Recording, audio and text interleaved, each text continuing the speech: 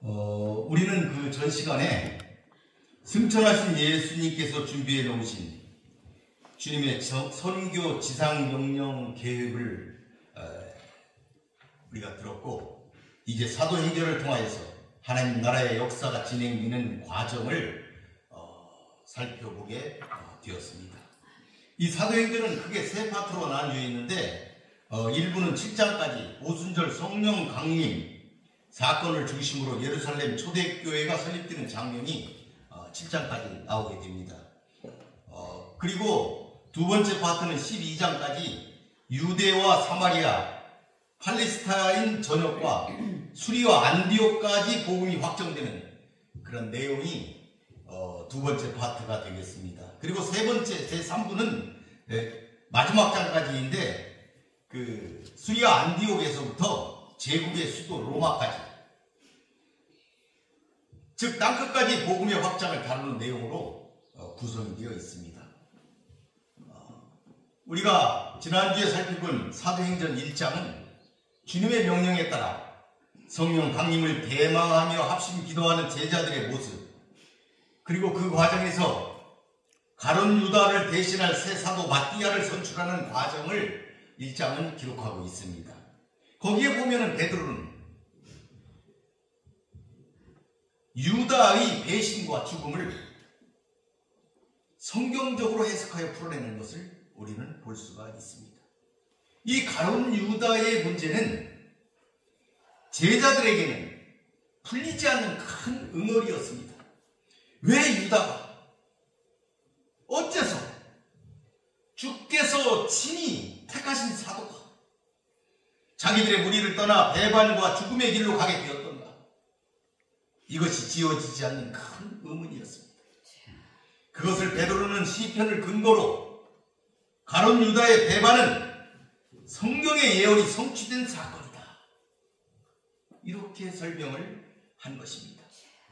그러므로 이제 성경의 예언대로 유다를 대신하여 사도의 직분을 대신할 새 사도를 선출하여야 한다, 이렇게 제자들에게 제언하는 것입니다.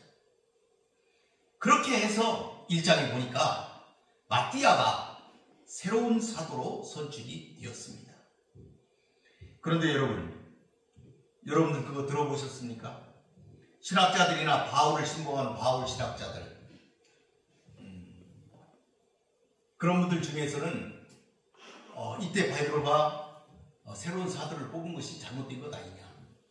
왜 그러냐면은 걸출한 인물 바울이 그 뒤에 나왔지 않느냐. 바울이 들어갔어야 되는 것이지 어떻게 마띠아를 뽑을 수가 있겠는가. 이런 의문을 제기하는 자들이 간혹 있었고, 저도 신학교에서도 뭐 교수로부터 그런 얘기를 들은 적이 있었습니다. 그런데 여러분, 아닙니다. 베드로가 시편을 근거로 해서 하신 말씀은 성령이 주신 말씀이라고 저는 믿습니다. 성령의 인도하심을 따라 베드로가 그렇게 한 것이다, 저는 그렇게 믿어요. 그래서 성경의 말씀대로 그는 배반했고 그를 대신할 새로운 사도를 뽑았다, 저는 이렇게 믿고 있습니다. 이제 그러한 문제를 해결한 제자들은 다시 합심해서 오순절에 이르도록 기도를 하기 시작하였습니다. 이것이 오순절 대성령 강림 사건을 묘사한 오늘의 말씀입니다. 제가 다시 한번 읽어보겠습니다. 오순절 날이 이미 이름에 그들이 다 같이 한 곳에 모였더니 호련히 하늘로부터 급하고 강한 바람 같은 소리가 있어 그들이 앉은 온 집에 가득하며 마치 불의 혀처럼 발라지는 것들이 그들에게 보여 각 사람 위에 하나씩 임하여 있더니 그들이 다 성령의 충만함을 받고 성령이 말하게 하심을 따라 다른 언어들로 말하기를 시작했다. 이렇게 이 사건을 묘사하고 있습니다. 이제 예수님을 쫓는 제자들은 예수님께서 계시지 않는 가운데 사도들이 중심이 된 그리스도의 공동체를 이루게 된 것입니다. 본장은 바로 사도들을 중심으로 한 이러한 그리스도의 공동체에 예수께서 약속하신 성령께서 강림하심으로써 예루살렘으로부터 교회가 태동하게 되는 역사적인 사건을 지금 다루고 있다 하는 것이죠. 성령 강림이 이루어진 시점을 본문에서 말하고 있습니다. 그 50일째 되는 날, 그날 성령이 임하셨다, 이렇게 말하고 있습니다. 이 오순절을 이렇게 중요하게 지키는 것은 그 5절에 보니까 경건한 유대인들이 전하 각국으로부터 예루살렘에 모여들었다. 또 이 사도행전의 뒤에 보게 되면 오순절 안에 사도 바울이 예루살렘에 도착하려고 애를 썼다 하는 장면들을 우리가 보아할 수 있는데, 그만큼 그들은 오순절을 크게 지켰다 하는 것을 우리가 보아서 알 수가 있겠습니다. 사실 이 오순절이라는 말은 우리나라 말입니다. 50일째 되는 절기다. 오순, 순이 열을 시키잖아요. 그러니까 오순이니까 50일이라는 뜻하는 거죠. 그래서 50일째 되는 날이다, 우리말로 이렇게 번역을 한 것입니다. 원래 이 오순절은 6월절 후, 정확하게 하면 첫 안식일 다음 날로부터 7주 후에 그 다음 날, 좀 복잡하죠. 이렇게 50일째 되는 날입니다. 그러니까 50일째 되는 날, 이날을 기념하여 지킨 것이 오순절이죠. 성경에서는 이날을 맥주절 또는 77절이라고도 부르고 있습니다. 이 오순절은 3대 절기 중에 하나로 그들이 지키고 있었어요. 농업적 성격을 지닌 축제였다. 왜냐하면 보리를 추수하고 그것으로 떡을 만들어서 하나님께 첫 소제를 드리는 축제의 성유였다. 그런 예배였다 하는 것이죠. 그들은 유대 광야에서 광야 생활을 40년간의 광야 생활을 끝내고 가나안 땅에 들어가서 처음으로 보리를 파종해서 그 보리가 수확이 되자 하나님께 소제를 드렸던 것이죠. 첫 소제입니다. 그것이 오순절이다. 이러한 오순절에 성령 강림이 이루어졌다는 것은 세상에 죽어가는 영혼들에게 복음을 전해서 그들을 사망의 권세에서 건져내 하나님 품에서 성령이 주시는 영혼의 양식으로 그 백성을 부어서 기른다 하는 의미가 있다, 이렇게 볼 수가 있는 것이죠. 역사적으로 그것을 살펴본다면 6월절은 이스라엘 민족의 자유를 찾았던 그런 날이 6월절이었어요. 그렇다면 오순절은 그들이 하나님이 약속하신 땅에 들어가 새로운 시작을 기념하는 그런 절기였다, 이렇게 우리는 그것을 의미를 부여할 수가 있겠습니다. 즉 광야 생활을 청산하고 하나님께서 주신 약속의 땅에서 하나님의 백성으로 새로운 시작을 기념하는 그런 의미가 있는 날이었다. 이러한 의미 있는 오순절날, 신약시대의 새로운 하나님 나라의 본격적인 시작이라고 할 수 있는 성령 강림, 그것이 이루어져서 초대교회로 태동이 이루어졌다, 이렇게 우리는 그 의미를 생각해 볼 수가 있습니다. 여기 본문에 보니까 오순절날이 이미 이름에 이렇게 본문은 말하고 있어요. 오순절날이 이미 이르렀다. 여러분, 이 말은 시간이 흘러서 자연적으로 오순절 그때가 되었다, 그런 말이 아닙니다. 그 말은 하나님의 계획 속에 하나하나의 사건들, 하나님 예수님께서 이 땅에 오셔서 이 땅에 사시다가 순환을 받으시고 죽으시고 부활하시고 승천하신 그 모든 것들을 통하여져서 그것이 채워져서 준비되어져서 왔다, 그런 의미를 담고 있는 말이에요. 그러니까 구약시대부터 요엘 선지자들에 의해서 예언되어서 온 성령이 충만하게 부어지는 역사적인 날,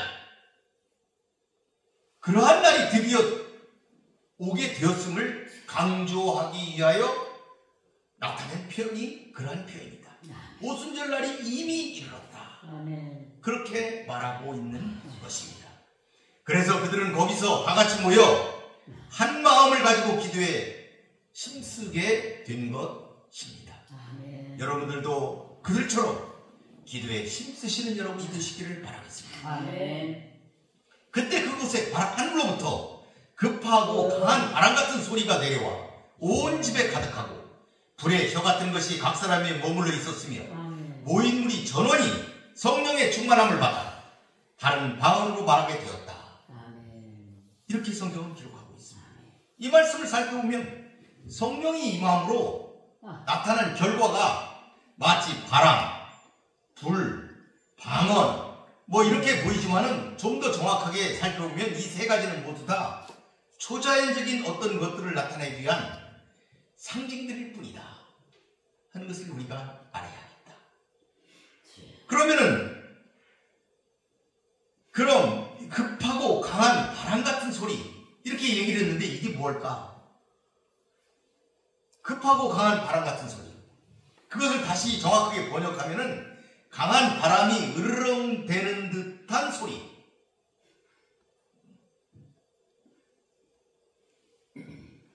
소리를 얘기하고 있는 거예요. 바람이 아니고 소리를 얘기하고 있어요. 즉 본문에서 말하고자 하는 것은 그러니까 바람이 아니고 소리다. 소리가 있었다. 그래서 공동 번역에 보게 되면은 갑자기 하늘에서 세찬 바람이 부는 듯한 소리가 들려오더니 그들이 앉아있던 온 집안을 가득 채웠다. 이렇게 번역하고 있습니다. 여러분 120여 명이 앉아있는 집이다. 그럼 굉장히 큰 집이죠. 120명이나 앉을 수 있는 집은 상류층 집이었을 거예요. 부잣집이었어요. 그 마가의 다락방이 컸다 이런 얘기를 하는데 굉장히 부유했다. 그런데 그 큰 집에 소리가 가득했다. 으르렁거리는 소리가 가득했다.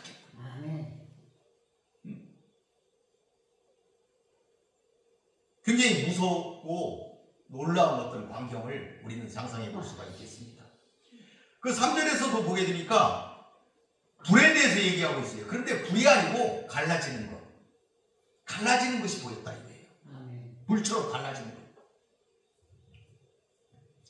이것을 다른 번역으로 보니까 불길이 솟아오르는 것과 같은 혀들이 갈래갈래 갈라지면서 이렇게 의역을 했어요. 표준 세번역에 보면 뭐라고 되냐면 그리고 불길이 솟아오를 때 혓바닥처럼 갈라지는 것 같은 혀들이 그들에게 나타나더니 각 사람 위에 내려 앉았다. 지금 우리는 성령의 임재 장면을 묘사한 글들을 지금 보고 있습니다. 성령이 임재를 하시는데 혓바닥처럼 갈라지는 것 같은 혀들이, 그 혀들이 갈라진 것들이 각 사람 위에, 한 사람 한 사람 위에 임하여 있었다.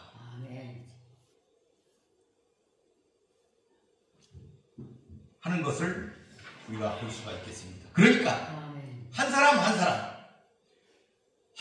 사람인데 전체 위에 내려앉았다. 성령이 내려앉았다 하는 것을 지금 묘사하고 있는 것입니다. 그러니까 본문은 그 자리에 있던 모든 사람 한 사람을 강조하면서 각자와 전체를 나타내는 표현을 함께 사용하고 있다. 그러니까 그리스도의 공동체의 일체성 그리고 개별성, 그것을 함께 강조하는 것이다. 개별적으로 한 사람에게 임했는데 전체에 임했다 하는 것이죠. 그러니까 이 표현을 이렇게 쓴 것은 구약시대에는 제사장 한 사람을 통해서 이것이 이루어지는데 이제 새로운 시대에는 모든 사람이 개별적으로 하나님과 교통한다. 교통한다 하는 것을 표현하는 그런 내용이기도 합니다. 이렇게 그들은 강한 바람 소리 속에서 불같은 성령 형상 속에서 성령의 임재를 경험한 것이죠. 신년을 경험한 것이다.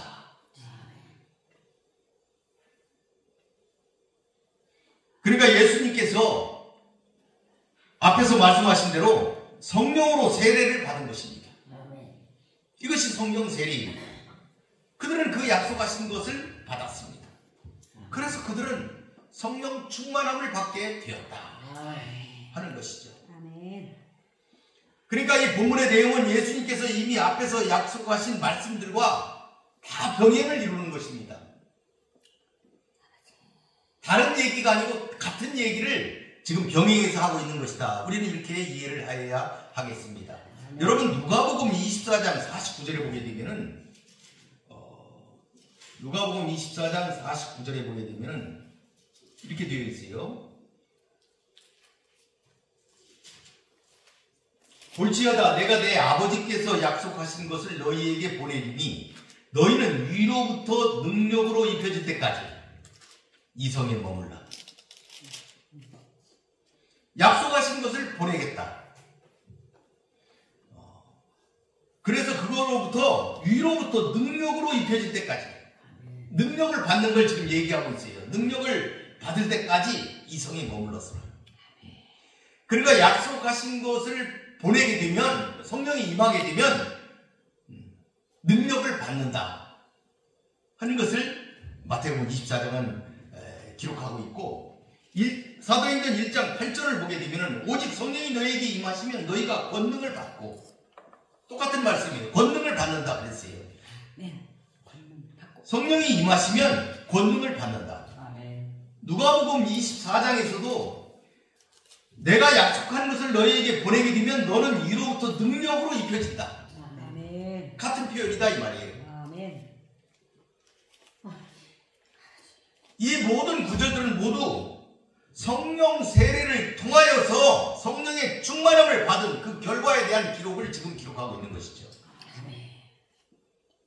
여기서 성령을 보내심이나 임하심 이건 같은 말이지만은 여기에 보니까 이 우리 본문에 나타난 방언 이것은 그러면 무엇이냐? 이건 능력을 입히움, 권능을 받음 이러한 단어와 서로 연결된 단어다. 그러니까 성령 충만의 결과로 나타나는 하나의 예다. 그것이 방언이다 하는 것을 우리가 알아야 합니다. 그러니까 성령이 임하시는 우리가 권능을 받는데 그 권능의 일종으로 그들에게 나타나는 것이 다른 방언이었다 하는 것을 우리가 알아야 되겠습니다. 방언을 받아야겠네. 그러니까 성령이 임하시면 성령이 충만해져요. 성령이 임하시면 성령이 충만해진다. 그러니까 성령 세례를 받게 되면 성령이 충만해진다 하는 내용입니다. 약간 다른 표현이에요. 이게 지금 여러분 내가 이걸 자꾸 얘기하는 것은 이 말에 대해서 굉장히 이 언어에 대해서 그 뭐 성령 세례와 성령 충만은 같은 것이다 뭐 이렇게 여러 가지들이 있는데 세례라는 것은 여러분들은 침례교회에서 세례를 받는 분들이 많기 때문에 그 이해할 거예요. 세례라는 것은 물에 잠그는 걸 얘기해요. 그러니까 침례교가 그걸 지금도 그걸 주장하고 하는 거예요. 물에 잠그는 거예요. 푹 담그는 걸 얘기해요. 여러분 푹 담그면 어떻게 돼요? 충만해지는 것이죠. 스펀지를 물에다 푹 집어넣으면 물이 다 배잖아요. 스펀지에 충만하게 배잖아요. 그렇게 되는 거예요. 물에 담그게 되면 성령에 이렇게 담그게 되면 충만해질 수밖에 없죠. 다 배니까. 이것을 성령 세례를 얘기하는 거예요. 성령 세례를 받게 되면 물에다 담그잖아요. 성령에 담그니까 충만해진다 이 말이에요. 그러니까 같은 말이라고 하는 것이 어쩌면 맞는 것 같지만 엄격하게 보면 성령 세례를 통해서 나타난 현상이 성령 충만인 것이죠. 여러분 차에 기름을 이렇게 넣게 되면 가득 넣는다 그러잖아요. 성령 세례를 받게 되면 그 성령에 우리가 푹 담그기 때문에 우리가 충만해지는 거예요. 그래서 성령 충만을 받게 되면 중요한 게 있어요, 여러분. 하나님의 권능을 받는다. 아멘. 권능을 받게 된다 이 말이에요. 아멘. 권능이 뭐냐? 하나님의 은사다 이 말이에요. 아멘. 하나님의 은사는 뭐예요? 선물이에요. 아멘. 이건 누가 주는 거예요? 선물 주는 사람이 주는 거예요. 받는 사람이 받는 게 아니에요. 선물은 줄 때 받는 거지. 아멘. 받는 사람이 가서 달라고 해서 받을 수 있는 게 아니에요. 성령의 그 능력은 은사다. 은사로서 주어지는 것이다. 그러니까 하나님이 주시는 대로 받는 거예요. 그러니까 이 성경에 보게 되면 은사의 종류가 다양하다고 기록되어 있잖아요. 이 은사가 다양하게 어떤 사람에게는 방언을, 어떤 사람에게는 예언함을, 어떤 사람은 병 고치는 것을, 어떤 사람은 말씀 전하는 것을, 각자 은사가 틀려요. 하나님이 필요에 따라 주신 거예요, 그 사람에게. 그러니까 모든 사람에게 똑같이 다 주는 건 아니에요. 하나님께서 기초적으로 깔아서 주시는 것이 있을 수는 있겠지요. 그런데 그거는 하나님이 주시는 거기 때문에 누가 어떤 걸 받았는지는 각자가 주시는 대로 받은 것이다. 그게 권능이다. 그게 은사다. 그래서 예수님께서 성령이 너희에게 임하시면 너희들이 권능을 받아라.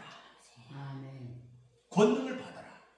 은사를 받아라. 은사 받아야 된다. 성령 충만해지면 하나님 은사를 주시니까 너희들이 그 주실 때 그것을 받아라. 은사를 주실 때 얼른 예 하나님 감사합니다 하고 받아야지. 그걸 거절해서는 안 된다. 은사를 주실 때는 받아야 된다. 하나님이 주시는 거니까 필요에 따라.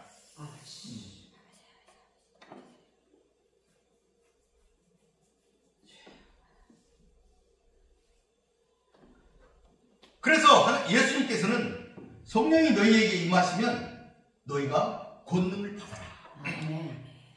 권능을 받아라. 이렇게 6장에 기록하고 있는 것입니다.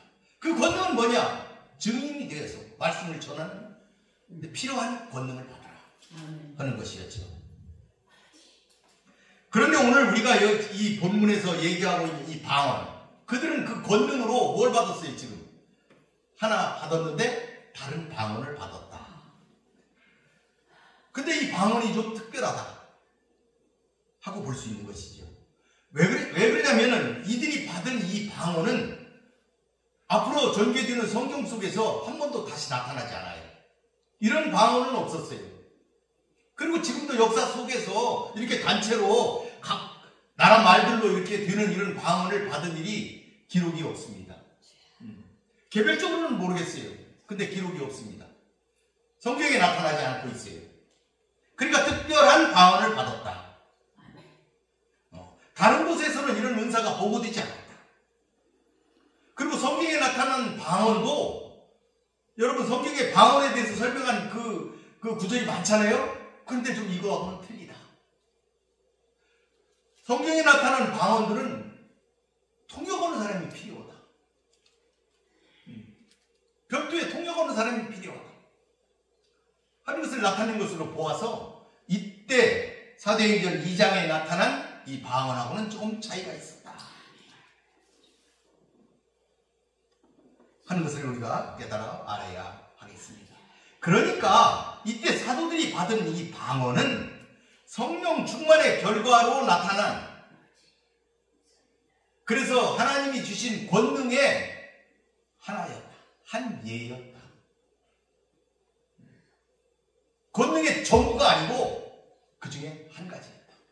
한 예였다. 그러면 왜 그때 그곳에서 그런 방언이 터졌을까? 우리는 그때의 그 상황을 한번 생각할 필요가 있습니다. 그때 그곳에는 오순절날이라 수많은 디아스포라 유대인들이 그곳에 방문해 있었다. 그리고 유대교로 개종한 이방인들도 주위에 있었다. 그 때문에 하나님께서는 특별히 방언이라는 도구를 사용하셔서 전 지역에 단번에 하나님의 크신 일을 그들에게 전하게 하는 것이죠. 하나님께서는 약속대로 성령을 받은 제자들에게 성령 충만한 외적 증거, 가시적인 어떤 증거, 그것을 보여주시려고 다른 방언이라 이런 방법으로 특별하게 역사하신 것이다. 우리는 이렇게 이 상황을 파악할 수가 있겠습니다. 하나님은 성령 임재, 충만의 증거를 성령이 임하기 전에는 가시적이고 가청적인 증거로 보여주셨어요. 성령이 임하기 전에는 뭐부터 들었어요? 소리부터 들렸어요.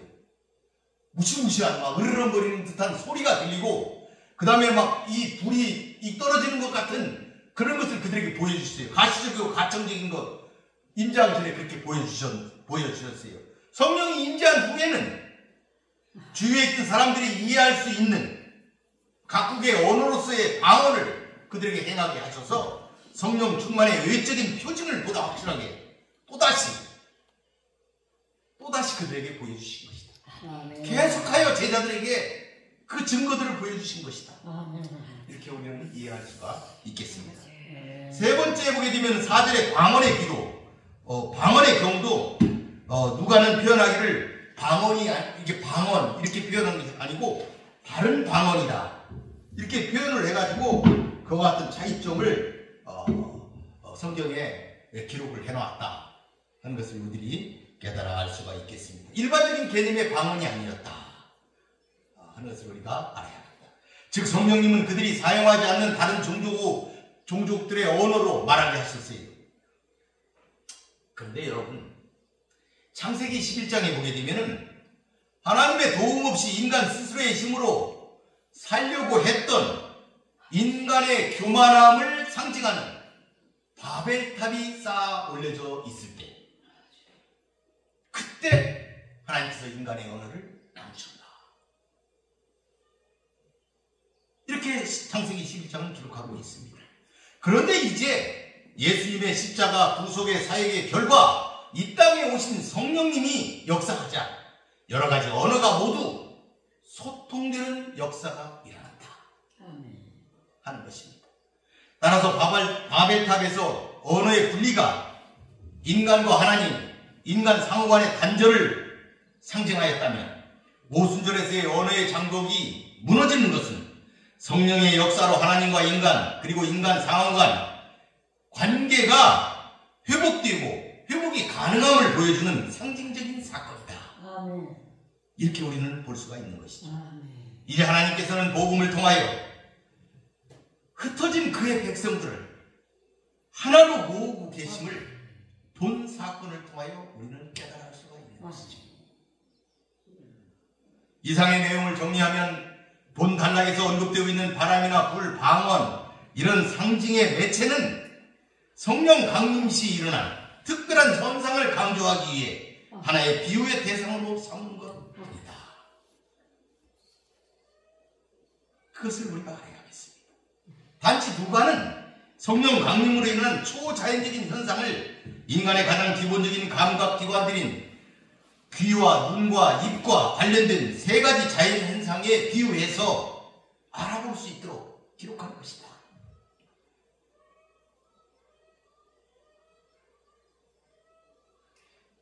또한 특별히 예수님께서 약속하신 성령이 세계 각국의 디아스포라 유대인들과 유대교로 개종한 이방인들이 모이는 오순절에 임한 이유, 그것은 또한 그 성령 충만의 결과로 나타난 능력 가운데 하나인 방언들을 말하게 된 그 이유는,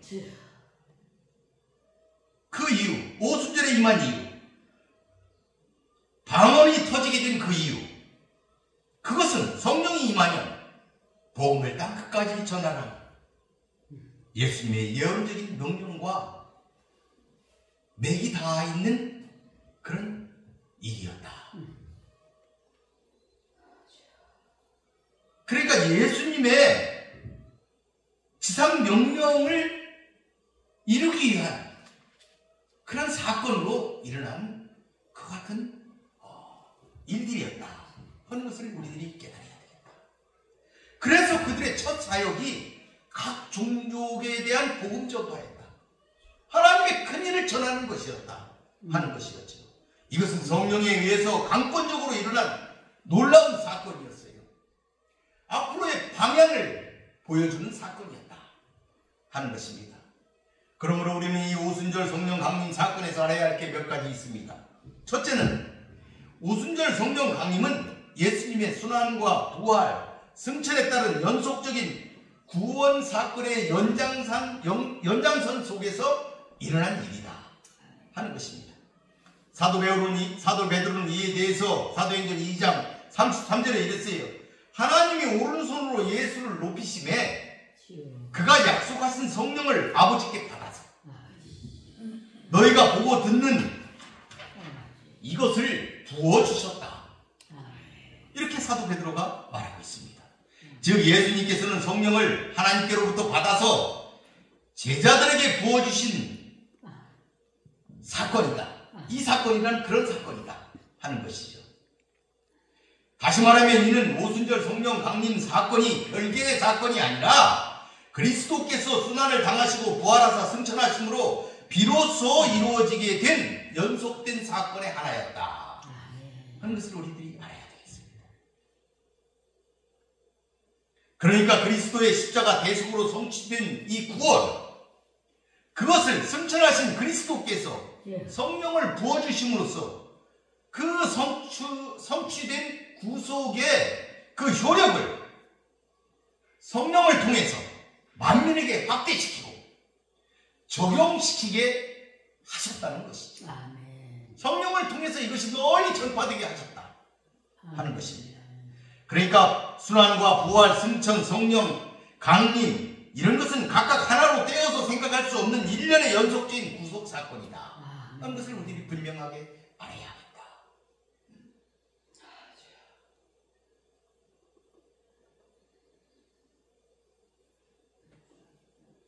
그러니까 성령 이 강림을 단순하게 우리가 기도해서 성령을 받으면은 뭐 어떤 능력을 행한다든지 뭐 병을 고친다든지 어떤 걸 본다든지 이런 차원의 일이 아니었다.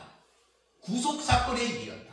이걸 통해서 예수 그리스도의 구원의 그 복음을 전파하려고 하는 커다란 구속사적 사건이었다 하는 것을 우리가 큰 틀에서 이야기를 하여야 하겠습니다. 두 번째는 오순절 성령 강림 사건 이후로 성령은 모든 믿는 자에게 차별 없이 제한 없이 부어지게 되었다 하는 것입니다.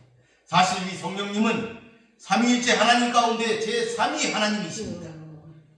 성부 성자 하나님과 더불어 영원히 존재하시는 분이세요. 그러니까 구약시대와 예수시대에도 성령은 계셨고 성령님은 사역하셨습니다.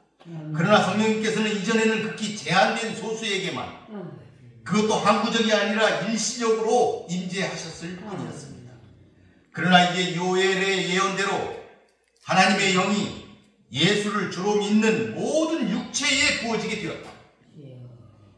예언을 하고 환상을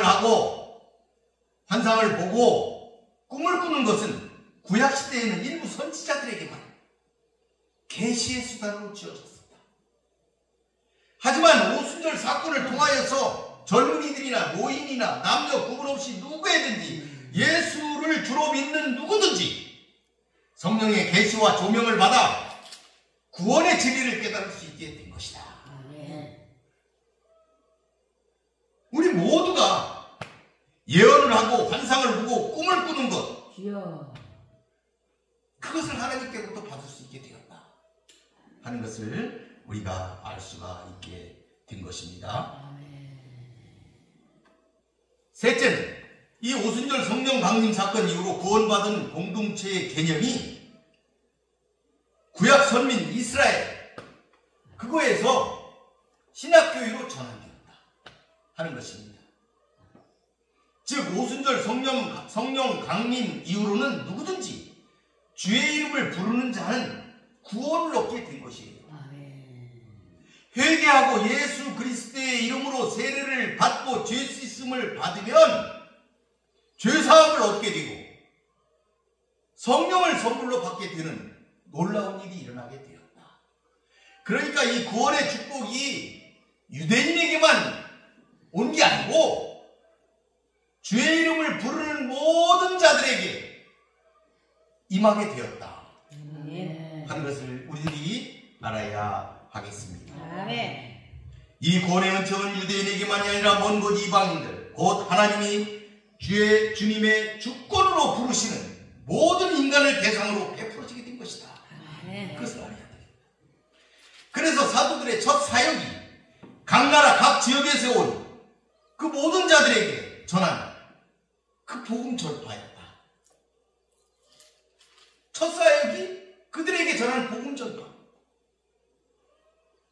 그래서 이 사건이 상징적으로 첫 번째로 이루어지게 되었다 하는 것을 우리는 깨달아 알아야 하겠습니다. 이어지는 5절에서부터 13절은 성령 강림의 결과로 제자들이 만국 방언을 말하는 이 기이한 현상을 본 유대인들의 양면적인 반응, 그 반응을 기록하고 있습니다.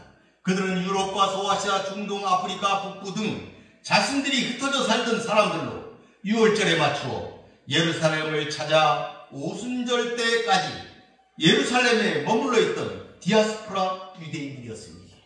그들은 경건한 자들이었다고 성경은 기록하고 있습니다. 그들 이스라엘 남자들은 여호와 앞에 1년에 3번 보여야 한다는 그 율법을 지키기 위해서 2000년 전에 교통이 그토록 어려웠을 그 시기, 그때였음에도 성전을 찾은 경건한 자들이었다 하는 것입니다. 그리고 그 안에는 유대교에 입교한 경건한 이방인들도 함께 있었다, 이렇게 성경은 기록하고 있습니다. 그들이 마침내 성령 강림의 역사를 목격하게 되었다 하는 것이죠. 자기 출신 지역의 언어로 말하는 것을 들었다. 그들은 그것을 듣고 말 때문에 그런 게 아니고 하나님의 일을 선포하는 그 하나님의 일을 듣고 놀라게 되었다 하는 것이 기록이 되어 있습니다.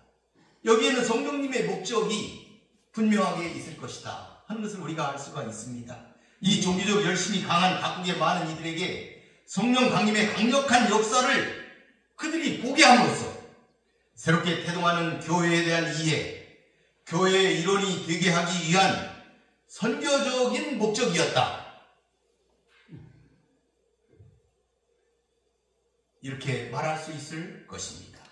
그래서 후일에 많은 사도들과 사도 바울, 초기 선교사들이 각지에 흩어져서 그곳에 있는 디아스포라 유대인들, 그들의 회당을 중심으로 그들이 복음 전파 활동을 하였을 때 오순절 역사를 경험하거나 전해들은 유대인들은 물론이고 유대교를 통하여 이미 성경에 대한 기본 지식을 들었던 이방인 대응자들은 생소하지 않게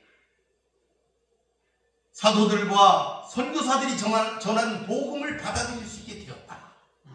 그래서 복음이 전파되게 되었다 하는 것을 우리들이 사도행전을 통하여서 우리가 확인할 수 있게 된 것이지요. 이처럼 하나님께서는 당신의 계획에 따라 구속사를 이끌어 가실 때 하나님 나라의 확장에 유익이 되는 방향으로 모든 것을 이루신다 하는 것을 우리들이 깨달아야 되겠습니다. 그러니까 예수님께서 성령을 보내신 것은 예수님의 구원 사역을 진행시켜 완성하시기 위한 놀라운 계획이었습니다. 하나님 나라 역사가 진행되는 전개 과정이었습니다. 이제 우리는 하나님께서 성령 충만 받은 자들에게 하신 첫 번째 일도 살펴보았습니다. 여러분, 실로 그리스도의 구속 사건은 인류에게 엄청난 결과를 야기시켰습니다. 하나님의 신인 성령이 우리와 같이 육체를 가진 인간에게 차별 없이 부어진다는 것은 지금이 엄청난 은혜의 시대라는 것을 역설적으로 말해주고 있습니다. 그러므로 우리는 이 은혜를 받아야 하겠습니다. 그러려면 우리는 때를 분별하고 세월을 아껴야 하겠습니다. 지금은 성취된 구원의 복음이 선포되어야 할 때입니다. 먼데 있는 자에게나 가까이 있는 자에게 아무 차별 없이 제한 없이 주의 이름을 부르면 구원을 얻게 됨을 우리는 전파하여야 하는 때인 것입니다. 그러므로 우리는 성령 충만을 받아야 하겠습니다. 우리는 성령 충만을 받고 충만하여 집시다. 그리고 성령님이 주시는 권능의 은사도 받읍시다. 그리고 전파하는 증인이 됩시다. 주님은 모든 사람의 주가 되사 저를 부르는 모든 사람에게 부여하시도다. 보라, 지금은 은혜 받을 만한 때요, 보라, 지금은 구원의 날이로다.